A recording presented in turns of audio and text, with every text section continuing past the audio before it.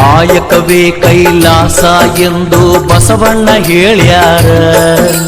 ತ್ರಿಕಾಲದಲ್ಲಿ ಶಿವಪೂಜೆ ಮಾಡಿ ನಿತ್ಯ ಅಂದಾರ. ಭಕ್ತ ವತ್ಸಲ ಭಗವಂತ ಮೈ ತುಂಬ ಭಸ್ಮ ಹಚ್ಚಕೊಂಡ, ಆಯಾ ಕಾಲಕ್ಕ ಹುಟ್ಟಿ ಬರ್ತಾನ ಹೊಸ ರೂಪ ಹೊತ್ತುಕೊಂಡ. ಭಕ್ತಿಲೆ ದುಡಿದರೆ ಬಂಗಾರ ಕಣ ಇರ್ತಾನ ಕೈ ಹಿಡ್ಕೊಂಡ. ಸಂಗಮ ದೇವನ ಮಹಿಮೆ ಏನಂತ ಹೇಳಲಿ ತಿಳ್ಕಂಡ, ಏನಂತ ಹೇಳಲಿ ತಿಳ್ಕಂಡ. ಮೂರು ಪಟ್ಟ ವಿಭೂತಿ ಒಳಗ ಸಂಗಯ್ಯ ಇರ್ತಾನ. ಹಣಿಮ್ಯಾಗ ಹಚ್ಚಿದ ವಿಭೂತಿ ಬೆಳಕಲ್ಲಿ ಪರಶಿವ ಕಾಣ್ತಾನ. ಬಸವಣ್ಣ ಕೈ ಮಾಡಿ ಕರಿತಾನ, ಬಸವಣ್ಣ ಕೈ ಮಾಡಿ ಕರಿತಾನ.